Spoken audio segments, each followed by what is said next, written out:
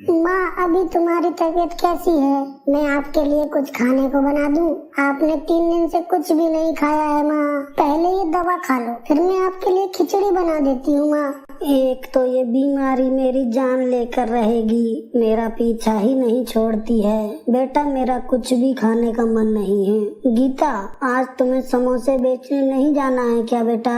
माँ, मैं आज घर पर ही रहती हूँ। आज तुम्हारी तबीयत कुछ ज्यादा ही खराब लग रही है। मैं घर रहूंगी तो आपकी देखभाल कर सकती हूँ। अरे, मुझे इतनी जल्दी कुछ नहीं होगा।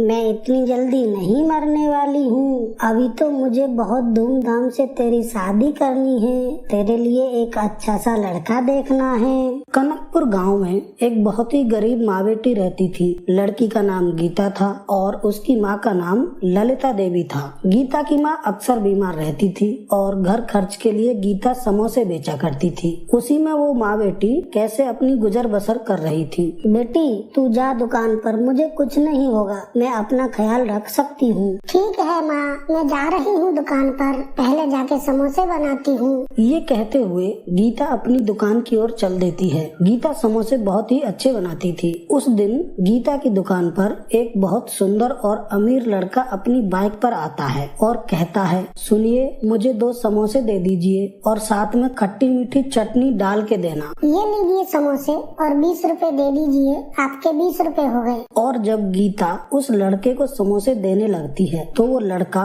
बस गीता के चेहरे को देखता ही रह जाता है। उसे ऐसा लग रहा था मानो वो जहाँ की सबसे खूबसूरत लड़की है। हेलो, क्या देख रहे हो? यहाँ समोसे खाने आए हो या मुझे देखने आए हो? ये लीजिए, अपने समोसे लीजिए और मुझे मेरे पैसे दीजिए। मैंने आज से पहले इतनी सुंदर लड़की नहीं देखी। क्या मैं आपका नाम जान सकता हूँ? ए मिस्टर, देखो, मैं गरीब जरूर हूँ पर बेवकूफ नहीं हूँ। क्या करोगे मेरा नाम जानकर? तुम जैसे अमीर जादों को मैं अच्छे से जानती हूँ। नहीं नहीं, आप गलत समझ रही हैं। मैं सच कह रहा हूँ। मैंने आज से पहले इतनी सुंदर लड़की नहीं देखी। देखो, बहुत हो गया, अभी फूट लो यहाँ से, नहीं तो मैं शोर मचा दूंगी और फिर तुम्हारा क्या हाल होगा तुम सोच भी नहीं सकते हो। और गीता उस लड़के को भला बुरा कहकर वहाँ से भगा देती है। मगर उस लड़के को पहली ही नजर में गीता से मोहब्बत हो गई थी और वो बहुत बेचैन हो चला था। आ गई बिटिया, आज कुछ समोसे बिके कि नहीं? हाँ माँ, थोड़े समोसे बिके, पर आज दुकान पर एक बहुत ही अमीर लड़का समोसे लेने आया था और वो मेरी तारीफ करने लगा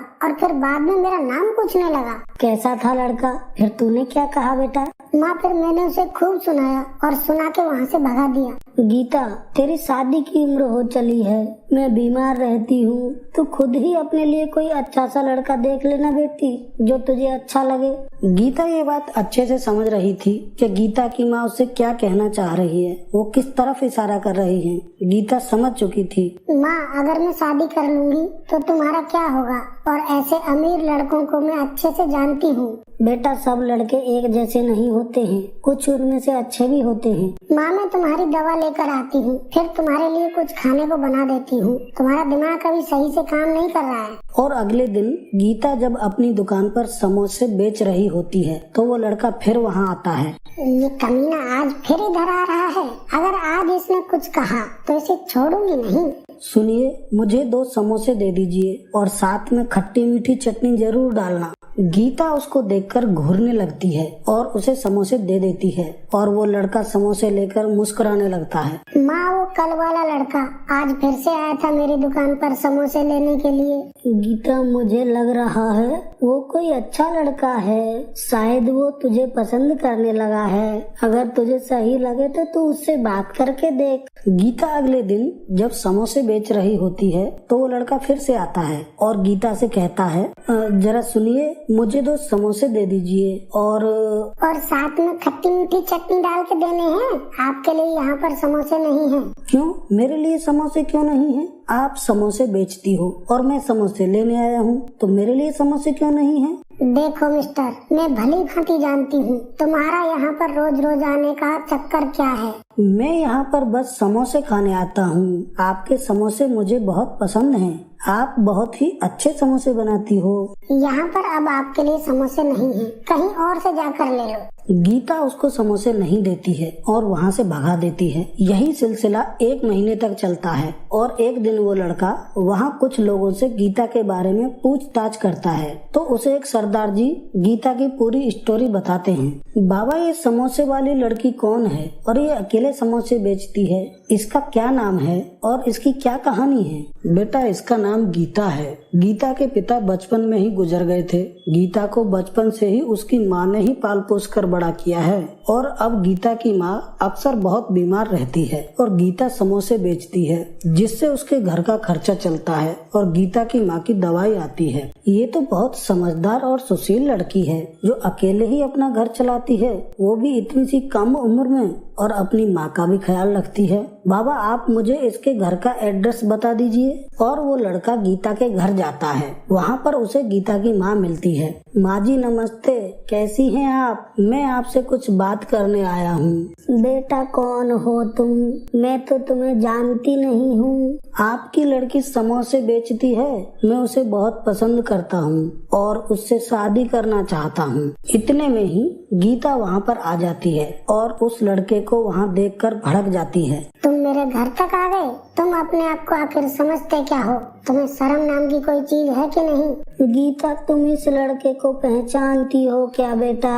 माँ, ये वही लड़का है जो रोज रोज मेरे समोसे लेने के बहाने से आता है। ए मिस्टर, तुम निकलो यहाँ से। गीता, मेरी बात तो सुनो। जो तुम समझ रही हो मैं ऐसा नहीं हूँ। मैं सच में तुम्हें बहुत पसंद करता हूँ और तुमसे शादी करना चाहता हूँ। तुम इतने अमीर हो और मैं इतनी गरीब हूँ। तुमको तो मुझसे भी बहुत अच्छी अच्छी लड़कियाँ मिल जाएंगी, फिर तुम मुझसे शादी क्यों करना चाहते हो? मुझ में ऐसा क्या है? आजकल की इस झूठी दुनिया में मुझे तुम्हारे अंदर एक सच्चाई दिखाई देती है जो और किसी लड़की में नहीं दिखाई देती है। ये सब कहने की बातें होती हैं, बाद में यही सब बातें तानों में बदल जाती हैं। गीता, मुझे तो ये लड़का अच्छा लगता है।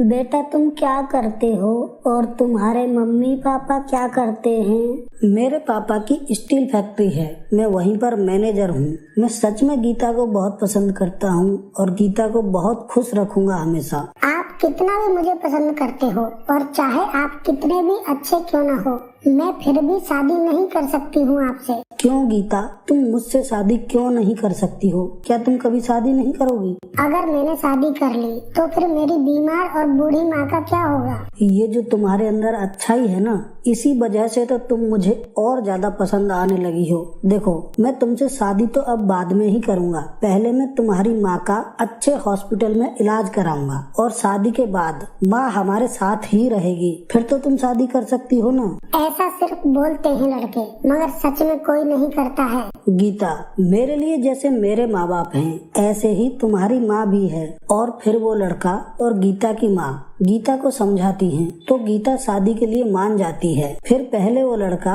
गीता की माँ का इलाज कराता है और जब गीता की माँ ठीक हो जाती है तब गीता उससे शादी करने को राजी हो जाती है और शादी के बाद गीता की माँ भी उनके साथ हंसी खुशी रहती है और पूरा परिवार हंसी खुशी रहने लगता है। कहानी आपको पसंद आई हो तो कमेंट करके जरूर बताना, वीडियो को लाइक कर देना और हाँ, चैनल को सब्सक्राइब करना मत भूलना। आपके सपोर्ट की हमें जरूरत है। हम ऐसी कहानियाँ आपके लिए लाते रहेंगे।